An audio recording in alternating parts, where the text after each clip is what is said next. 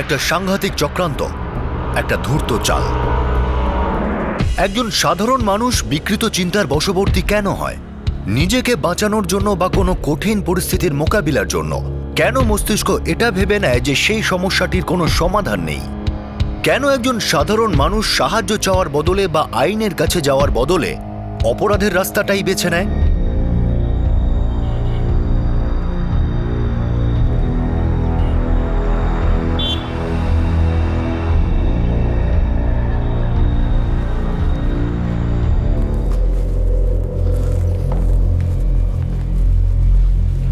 High dad. Oh hi. আরে বাবা সুনীল, কোথায় যাচ্ছিস? একজনের এঙ্গেজমেন্টে যাব আর কি। আরে বাবা, কার আশীর্বাদে যাবি? বন্ধুর বোনের। তোমরা শুয়ে পড়ো, আমার আসতে দেরি হবে। উপরের ঘরে চাবি আছে আমার কাছে। ঠিক আছে। See you mom dad. Okay bye সোনা। Bye mom, bye dad. শোনো না, আবার সেই কথা? কি করব? মন তো শুধু একটা কথাই চিন্তা করছে। কতদিন তো হয়ে গেল ইঞ্জিনিয়ারিং পাশ করেছে, আর ভালো নম্বরও ছিল, কিন্তু এখন অবধি কোনো চাকরি তো পায়নি না। আরে ও তো চেষ্টা করছে। এই সপ্তাহে দুটো ইন্টারভিউ দিয়েছে। আর কি করবে? তুমি তো কিছু করতে পারো। তুমি 2-4 জনকে চাকরির কথাটা তো বলতে পারো। দেখো, এত হাইপার হওয়ার কোনো দরকার নেই। আমি বলছি তোমাকে, ও 1-2 মাসের মধ্যে কিছু একটা ব্যবস্থা করবে, আর সেটা করবে নিজের ক্ষমতাতেই।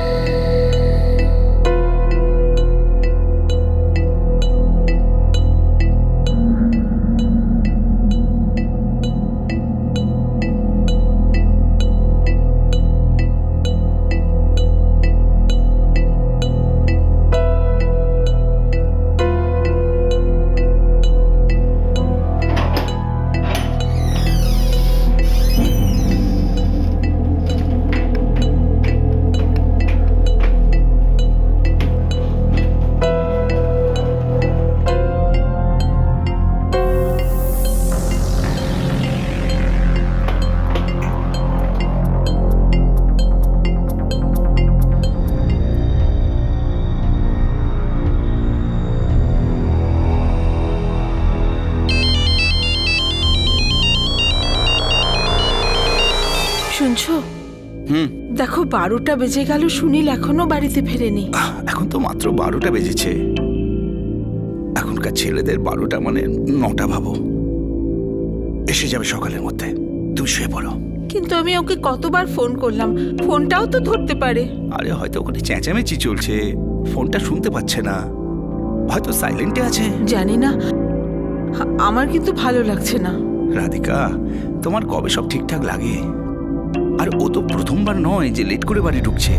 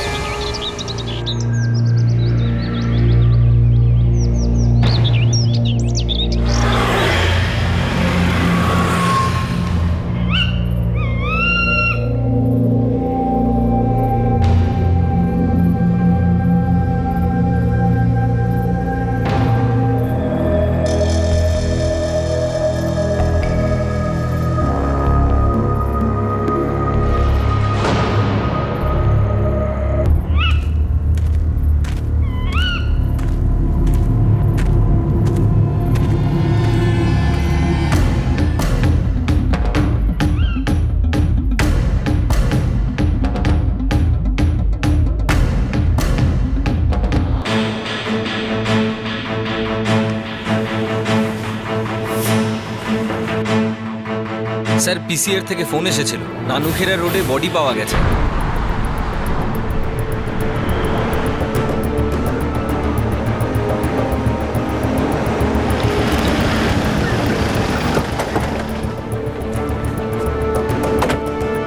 চল।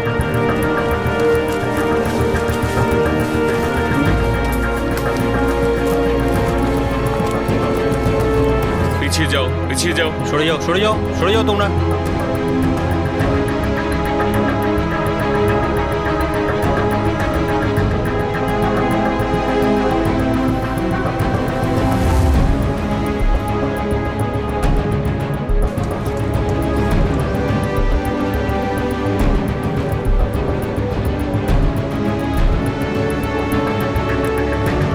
স্যার,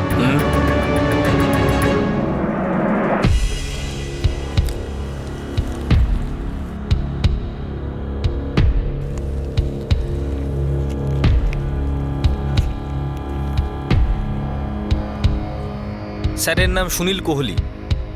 স্যার মনে হয় এটাই ইনজেক্ট করা হয়েছে। স্যার, সেল ফোনে 15টা মিসড কলে মা লেখা আছে। এই ছেলেটার মা হতে পারে। ওই নাম্বারই কল ব্যাক করো। যদি সত্যি ওর মা হয় তাহলে সাবধানে খারাপ খবরটা দিয়ে দিও। বলে দিও বডি পোস্টমর্টমের পরে পাওয়া যাবে। আচ্ছা স্যার। একদম ইয়ং ছেলে, লেখাপড়া জানা। জানি না কি হয়েছে এর সঙ্গে।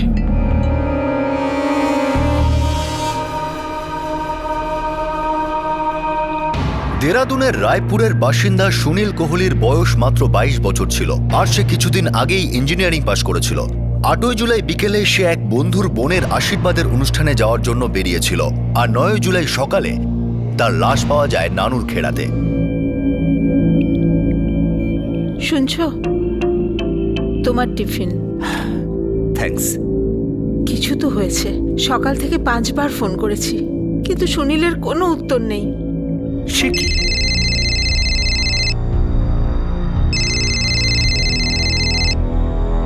হ্যালো,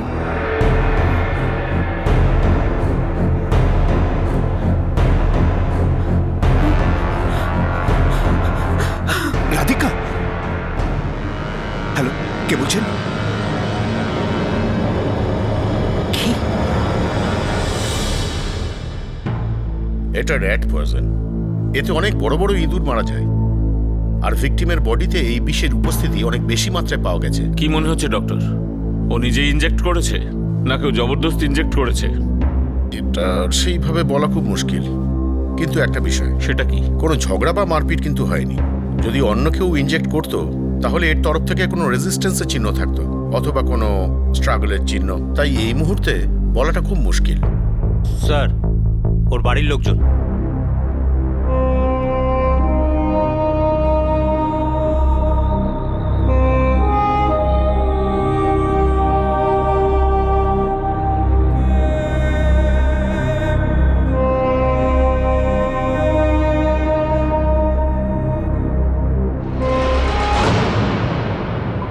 ও নিজের কোনো বন্ধুর বোনের আশীর্বাদে গিয়েছিল ইন্সপেক্টর। বন্ধুর নাম? আমাকে বলেনি। অনুষ্ঠান কোথায় হচ্ছিল? সেটাও আমাদের বলেনি ও। আপনার ছেলে সুনীল কি করতো?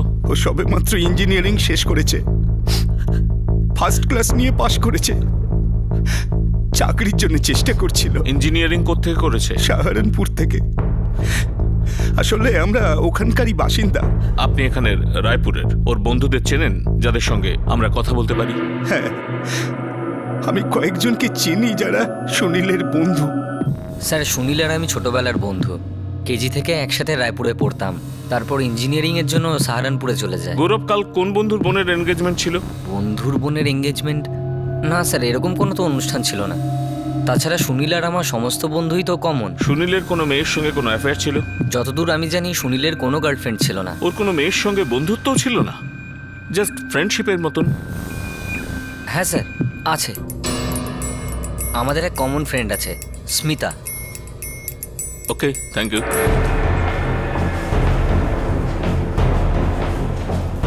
স্যার, স্যার আমি কোহলি পরিবারের সব আত্মীয় আর বন্ধু বান্ধবদের সাথে কথা বলেছি। সুনীলের বন্ধু বান্ধবদের সাথেও কথা বলেছি। সবাই বলছে কেউ এই অনুষ্ঠানের ব্যাপারে কিছু জানে না। আর স্যার এই হলো সুনীলের cell phone record. Sir, last location Nanukhera. ফোনের লোকেশন অনুযায়ী বাড়ি থেকে বেরোনোর পর সহস্রধারা রোড ক্রস করার পর লাস্ট এই লোকেশনে পৌঁছয়। তার মানে হলো সুনীল কোনো বন্ধুর বাড়িতে অনুষ্ঠানে গিয়েছিল, সেটা মিথ্যে। আমারও তো তাই মনে হচ্ছে স্যার। ওর এক বন্ধু আছে স্মিতা, ওর সঙ্গে কথা বলবো।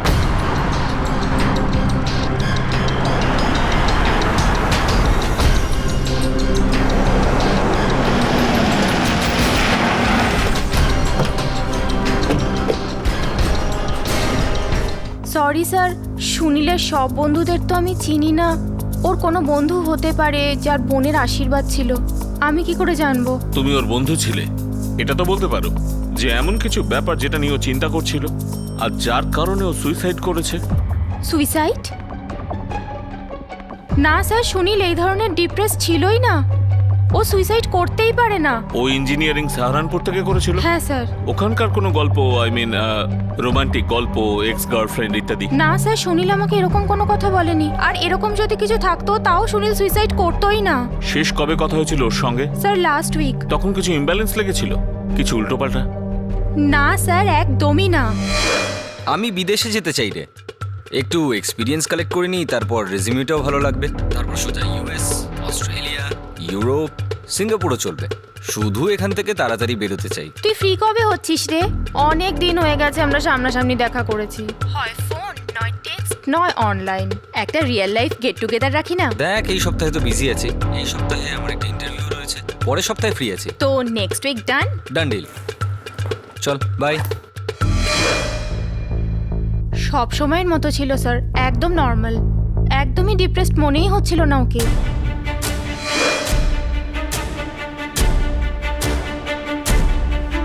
Sir, drugs? কি? সুনীল কোহলি ড্রাগস নিত? না স্যার, না মানে আমি কখনো দেখিনি। আর সুনীল তো স্মোকও করতো না স্যার। ড্রাগস? আপনারা পাগল হয়ে যাননি তো? সুনীল তো চা পর্যন্ত খেত না। মিস্টার কোহলি, 8ই জুলাই যখন আপনার ছেলে বেরোয় তখন এটা বলে বেরোয় যে সে কোনো বন্ধুর বোনের এনগেজমেন্টে যাচ্ছে। আমরা তদন্ত করে দেখেছি, আমাদের পুরো বিশ্বাস যে আপনার ছেলে সুনীল আপনাদের মিথ্যে বলেছিল। ওর কোনো বন্ধুর বোনের এনগেজমেন্ট ছিল না। তার মানে হলো ও এমন কোনো জায়গায় গেছিল, কিছু এমন করতে যাচ্ছিল যেটা আপনাদের থেকে লুকোতে চাইছিল। পরিষ্কার করে বলুন, আমার ছেলে সম্পর্কে আপনারা কি বলতে চান? ও আমাদের একমাত্র ছেলে, আমরা ওকে খুব ভালো করে চিনি। ও আমাদেরও খুব ভালোবাসতো। ও কোনোদিন খারাপ কাজ করতেই পারে না। আপনারা ভুল ভাবছেন ওর ব্যাপারে। আমার তো মনে হয় না সুনীল ড্রাগ অ্যাডিক্ট ছিল। আর যদি হতো তাহলে শরীরে আরো সিরিঞ্জের দাগ থাকতো, স্কিন আর নখে তার ট্রেসেস পাওয়া যেত। কিন্তু এখানে সেরকম কিছুই নেই, কোনো রকম চিহ্নই নেই। এই ইঁদুর মারার বিষকে নেশার জিনিস বলে ভুল করার কারণ খুবই কম। এটা প্রায়শই ক্ষেত খামারে ইউজ করা হয়। এটাই আসলে কিলার। তাহলে সুইসাইড? না, তাও না। মানে? এই দেখুন, এই ইঞ্জেকশনটা অত্যন্ত প্রফেশনালি দেওয়া হয়েছে, যেমন কোনো নার্স বা ডাক্তার দিয়ে থাকেন। Clean job. ফার্স্ট টাইমে সুইসাইড করবার সময় ওরা নিজেরাও নিজেদের এরকমভাবে ইঞ্জেকশন দিতে পারবে না। কেউ ওকে মারতে কেন চাইবে? স্যার চুরি তো হয়নি, কারণ মোবাইল আর মানিব্যাগ তো ওখানেই ফেলে গেছিল।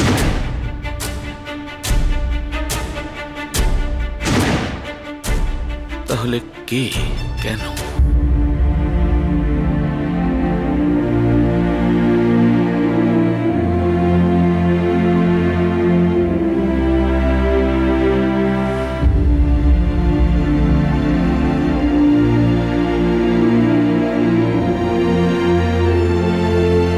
আত্মহত্যাকে প্রতিষ্ঠিত করার মতো কোনো যুক্তিগ্রাহ্য কারণ বা ঘটনা পুলিশ খুঁজে পাচ্ছিল না। কিন্তু তদন্তে এটাও প্রমাণিত হচ্ছিল না যে সুনীলের মৃত্যুর পিছনে অন্য কোনো কারণ থাকতে পারে, যেমন হত্যা। সুনীলের মা বাবা আত্মহত্যার কোনো যুক্তি মানতে চাইছিলেন না। তারা চাইছিলেন রাজ্য পুলিশের ঊর্ধ্বতন কর্তৃপক্ষ ব্যাপারটা খতিয়ে দেখুক আর সত্য খুঁজে বার করুক। পুরো দেরাদুন জুড়ে এই মামলাটা রীতিমতো হইচই ফেলে দিয়েছিল।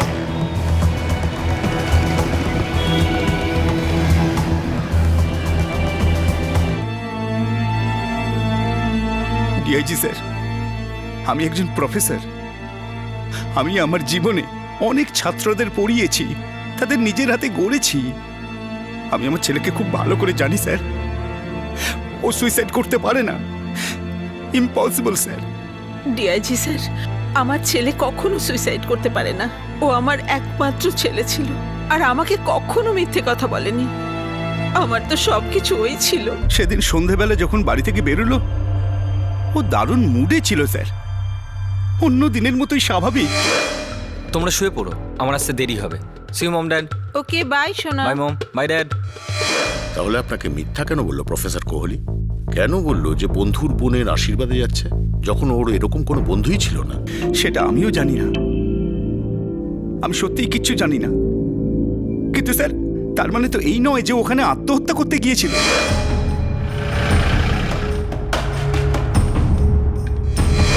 ডিআইজি স্যার, ও বিদেশ যেতে চেয়েছিল। ও জীবনে অনেক কিছু করার স্বপ্ন দেখেছিল। ও এত দুর্বল মনের ছিল না। স্যার বিশ্বাস করুন, এটা সুসাইড কেস নয় স্যার, এটা মার্ডার কেস। আমার ছেলেকে হত্যা করা হয়েছে স্যার। স্যার আমি আপনার কাছে হাত জোড় করছি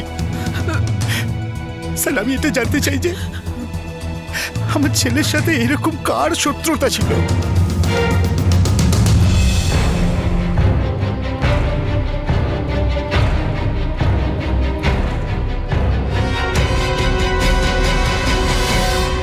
এই দেখ আমার ব্যাগটা কত সুন্দর। না, আমার ব্যাগটা খুব সুন্দর। অনুষ্কা, ঋষি, টিফিন ইজ রেডি। আজকে নিজেদের পুরো টিফিন ফিনিশ করবে। হ্যাঁ, আমার বানর সেনা স্কুল যাওয়ার জন্য তৈরি দেখছি। Yes papa. Very good. Bye সোনা, Bye. বাই। আসছি। Okay, bye. Bye. Have a nice day. By.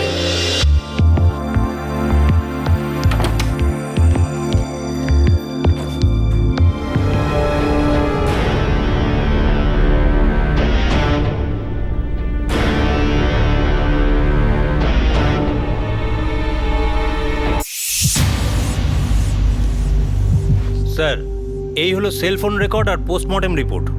আমরা কখনোই বলিনি যে মার্ডার হতে পারে না, কিন্তু দেখুন সুইসাইড শুনেই ওর বাবা মা ঝামেলা শুরু করেছে। আমি বুঝতে পারছি ইন্সপেক্টর, আপনার এক্সপ্লেন করার দরকার নেই।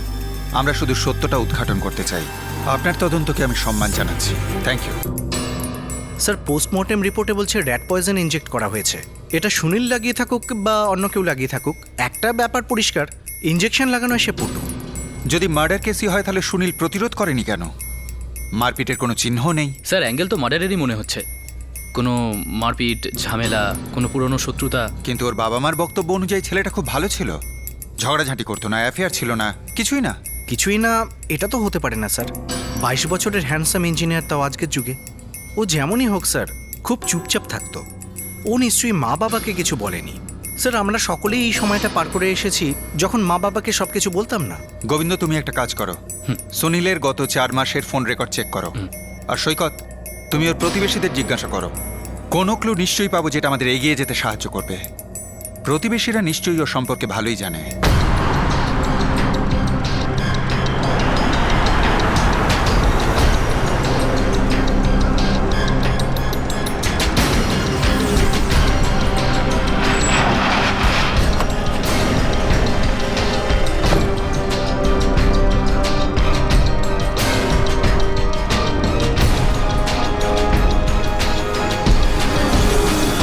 স্যার, ও খুব ভালো ছেলে ছিল। এত ভালো ছেলে যে কারোর সাথে কোনোদিন ঝগড়াই হয়নি। সেই সব তো আমি কিছু জানি না।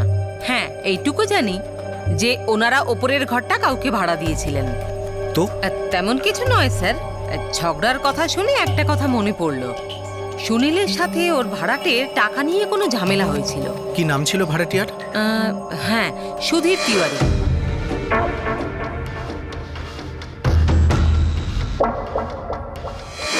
কি করতেন ওই ভদ্রলোক? উনি ডাক্তার, ডাক্তার সুধীর তিওয়ারি। হ্যাঁ, সুধীর তিওয়ারি আর ওনার ফ্যামিলি আমাদের ভাড়াটে ছিলেন। সে তো 1 বছর আগের কথা। ওনার সাথে কোনো ঝামেলা হয়েছিল? না না না না, কোনো ঝগড়া টগড়া হয়নি। সুনীলের ভাড়া চাওয়ার ক্ষেত্রে ওনার আপত্তি ছিল। তোর সাহস কি করে হয় আমার ঘরে ঢোকার? হ্যাঁ, হ্যালো, বাড়িটা আমাদের, তুমি শুধু ভাড়াটে, ঠিক আছে? আমার যেখানে ইচ্ছা, যখন ইচ্ছা আমি চলে যাব। ও শ্যাট আপ! 1 মাসেরও ভাড়া বাকি নেই। এই বাড়ির পুরো ভাড়া দিই। তাতে কি মাথা কিনে নিয়েছো? এই শোন কি হলো? মিসেস কোহলি, আপনার ছেলেকে বলে দিন আজকের পর যেন আমার ঘরে না ঢোকে। তাহলে ডাক্তার তুইও শোন, 1 মাসের মধ্যে নিজেদের জিনিসপত্র গুটিয়ে এখান থেকে বেরো, আর এই এলাকায় যেন দেখতে না পাই। হ্যাঁ, চল চল চল, তুই ভেতরে আয়। এইভাবে কথা বলে নাকি? হ্যাঁ, চল ভেতরে চল। বাবা, সহ্যের একটা সীমা আছে। আমি ভদ্রভাবেই কথা বলছিলাম, ওই হঠাৎ পাগলের মতো চেঁচাতে শুরু করলো। দেখ, তোর বলার ধরন, তোর টোনটা অন্যরকম ছিল। তুই এটা নিয়ে টেনশন করিস না। আমি কাল গিয়ে ওনার সাথে কথা বলে নেব। উনি মানুষটা খারাপ নন। মানে আমি খারাপ? সেই ঘটনার পরে ডাক্তারবাবু তার ফ্যামিলিকে নিয়ে এখান থেকে চলে যান। ওনার একটু অহংকার ছিল। আসলে আমার ছেলে ওনার কাছে ভাড়া চাক, এটা ওনার আপত্তি ছিল, কিন্তু ডাক্তার হিসেবে মানুষটা ভালোই ছিল।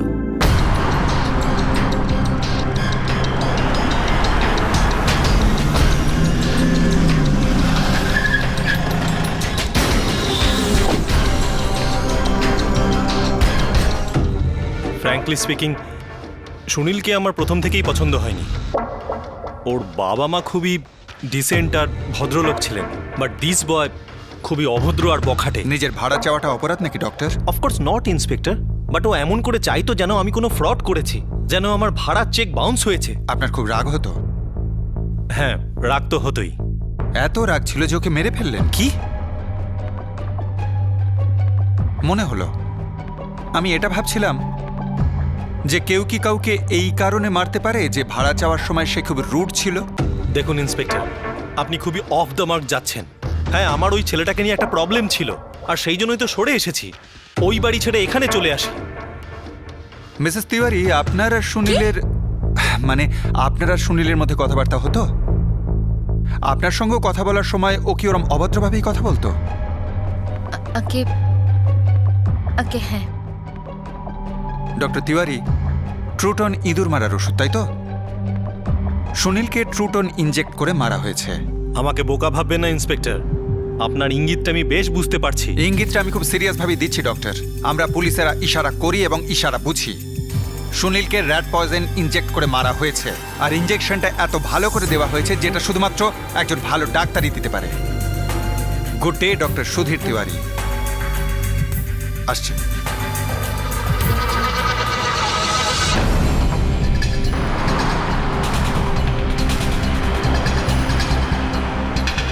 স্যার, এই ডাক্তার আর সুনীলের আগে থেকেই ঝামেলা ছিল, তাও ওর সাথে দেখা করলো কেন?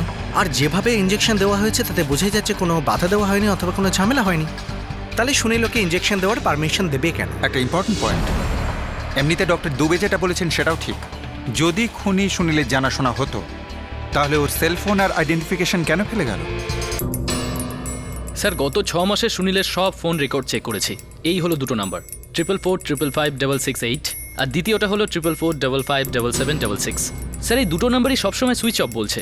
আর বাকি তিনটে নম্বর? স্যার, এগুলোর মধ্যে একটা নাম্বার হলো 4455566878। স্যার, এটা কোনো ফার্টিলিটি ক্লিনিকের number.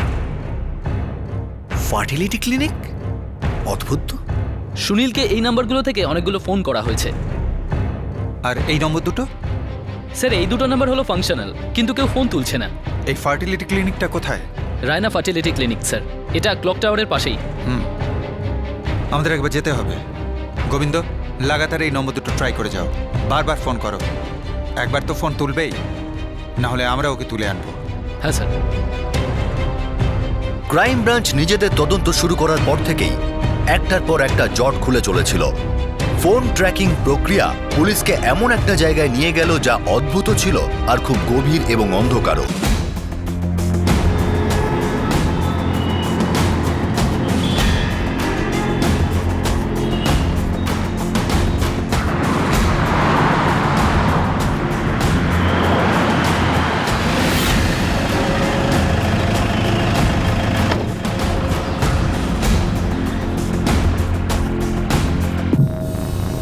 Sunil Kohli? 1 minute sir.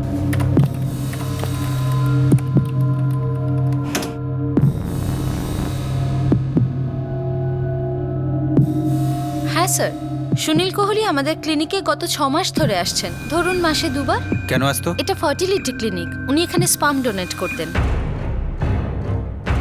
প্রথম কবে এসেছিল? 1 মিনিট স্যার।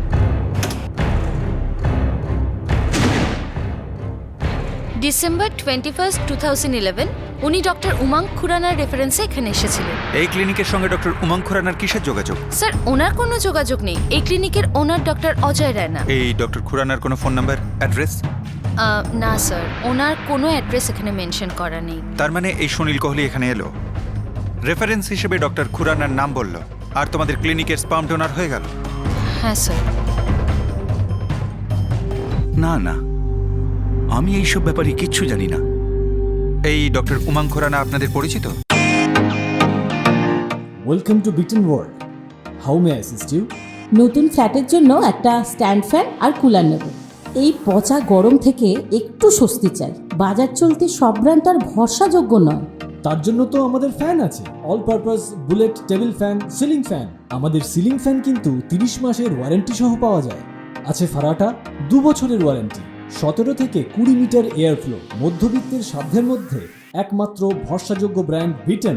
আমাদের কুলারের কিন্তু অনেক range, 45 litres, 50 litres, 70 litres, 90 litres, 110 litres. Honeycomb সহযোগে বিটেনের সব কুলারের ওয়ারেন্টি 1 বছর। চেনা হাওয়ায় অচেনা অনুভূতির জন্য একমাত্র আদর্শ বিটেন। গরমে স্বস্তি পেতে বিটেনের ফ্যান হোক বা কুলার, আজই আনুন বাড়িতে। Beaten, digitally years.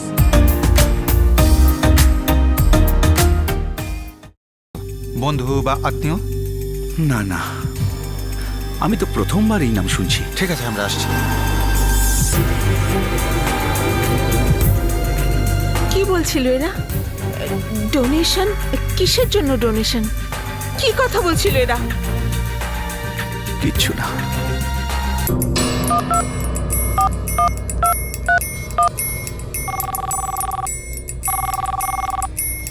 হ্যালো, হ্যাঁ বল। আচ্ছা আপনি কে বলছেন? ফোন তুই করেছিস, তুই বল তুই কে? আমি কনস্টেবল গোবিন্দ বলছি, ক্রাইম ব্রাঞ্চ অফিস থেকে, দেরাদুন ক্রাইম ব্রাঞ্চ অফিস থেকে। আপনার নাম বলবেন? হ্যাঁ হ্যাঁ স্যার। স্যার আমার নাম অর্পিতা। কি হয়েছে? আপনি সুনীল কোহলিকে চেনেন? কে সুনীল কোহলি? যার সঙ্গে আপনার ফোনে কথা হয়েছিল 17 মে বিকেল 4টের সময়। স্যার আমার কিছু মনে পড়ছে না। কোনো ব্যাপার নয়, আসলে ক্রাইম ব্রাঞ্চে আমরা সবাইকে সবকিছু ঠিকঠাক মনে করিয়ে দিই। তো আপনি কি এখানে আসবেন না আমরা যাব? আগে আগে আগে আমি আসছি।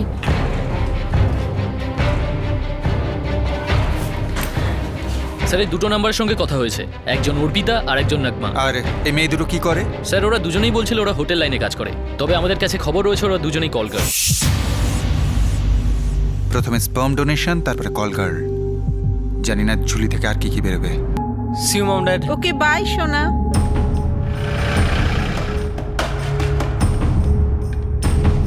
স্যার দুটো মেয়েই 15 মিনিটের মধ্যে এখানে পৌঁছে যাবে। গুড। আচ্ছা ওই নম্বর দুটোর কি হলো যেগুলো সুইচ অফ বলছিল? 444555668 আর দ্বিতীয়টা হলো 444557766। স্যার সার্ভিস প্রোভাইডারদের নাম্বার দিয়ে দিয়েছি, সন্ধ্যের মধ্যে ডিটেল পেয়ে যাব।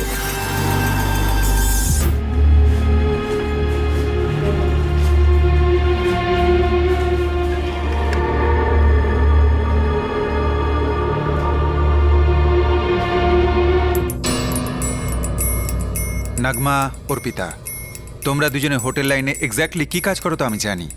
কাজে উল্টোপাল্টা কথা বন্ধ করে সোজাসুজি বলো, সুনীলের সঙ্গে তোমাদের কি সম্পর্ক ছিল? স্যার কাস্টমার ছিল। রেগুলার? নো স্যার, আমি শুধু একটা রাতই ছিলাম ওর সাথে। আমিও স্যার বাস একটা রাতই ছিলাম। তোমাদের গ্রুপের অন্য মেয়েরাও গিয়েছিল ওর কাছে? জানি না স্যার। আমিও জানি না স্যার। সুনীল কোহলি তোমাদের নম্বর কি করে পেল?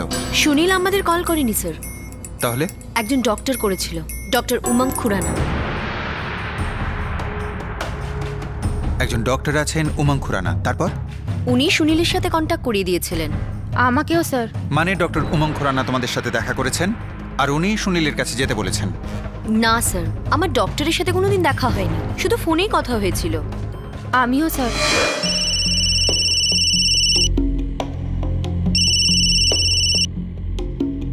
হ্যালো অর্পিতা, কে বলছে? তোমাকে একটা ক্লায়েন্টের কাছে যেতে হবে, ওর নাম আর নম্বরটা লিখে নাও। আরে দাঁড়া, কে তুই আর কিসের ক্লায়েন্ট? দেখো আমি সব জানি, আমি ডক্টর উমঙ্গ খুরানা, আর যে ক্লায়েন্টের কাছে তোমায় যেতে হবে সে আমার পেশেন্ট। বেশি প্রশ্ন করো না, যা বলছি সেটা করো। আমার রেট 2 ঘন্টায় 4000 টাকা। আমি জানি, আমি 5000 দেবো, কিন্তু কাজটা ভালো করে করতে হবে। ক্লায়েন্টের নাম হলো সুনীল কোহলি। নাম্বারটা লেখো। চল নাম্বার বল। 444। আর শোন, আমি পেমেন্ট অ্যাডভান্সে নিই। এবার বল কবে দিচ্ছিস আর কোথায়? রায়পুর দেরাদুন রোডের উপর একটা হনুমান মন্দির আছে না? চিনি। সেখানে একটা ভাঙা পোস্ট বক্স আছে, ওর নিচে হলুদ খামে মোড়া 5000 টাকা রাখা থাকবে। আজ বিকেলে নিয়ে নিও। কেন তুই আসবি না? না। দেখ কোনো ঝামেলা টামেলা নেই তো? তুই আমাকে ফালতু ফাঁসাচ্ছিস না তো? দেখো আমি একজন নামকরা ডাক্তার, তোমার এই ক্লায়েন্ট হলো আমার একজন বিশেষ পেশেন্ট। তোর ওই ক্লায়েন্টের এমন কি রোগ আছে যার ওষুধ আমি? বললাম না বেশি প্রশ্ন করো না। এইটুকু বলতে পারি তোমার ক্লায়েন্টের স্পার্ম কাউন্ট লো, সেটাকে বাড়ানোর জন্যই এসব করা হচ্ছে। পুরো মাথার ওপর দিয়ে বেরিয়ে গেল ডক্টর, আমি কিছুই বুঝলাম না। বোঝার চেষ্টাও করো না, শুধু নিজের কাজটা করো। ঠিক আছে, ফোন করছি তোর এই সুনীল কোহলিকে। ডক্টর উমং খুরানার সঙ্গে তোমরা একবারও দেখা করোনি? আগে না স্যার। না স্যার, সুনীলের সঙ্গে গিয়েছিলাম। ডক্টর হলে এরকম হওয়া দরকার, নিজের টাকায় তোকে মস্তি করাচ্ছে। একটা মানুষের জীবনে আর কি দরকার? তাহলে রায়পুরের হনুমান মন্দিরের কাছে যে পুরনো পোস্ট বক্সটা আছে সেখান থেকে তোমরা পেমেন্টটা পেয়েছিলে? হ্যাঁ স্যার।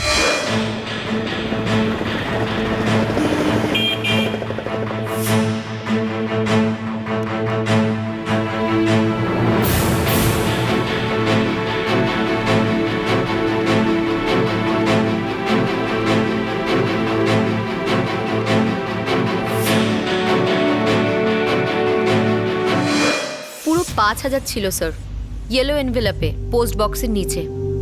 Same sir. আবার দরকার পড়লে ডাকবো। এবার তোমরা যেতে পারো। ঠিক আছে স্যার।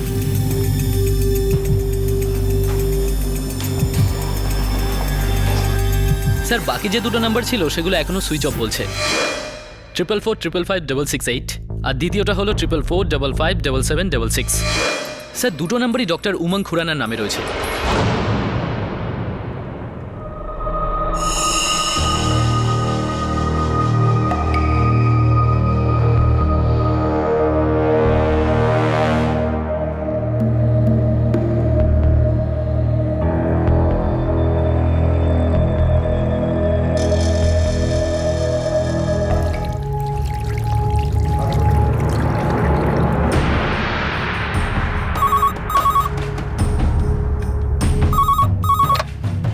হ্যাঁ সন্ধ্যা,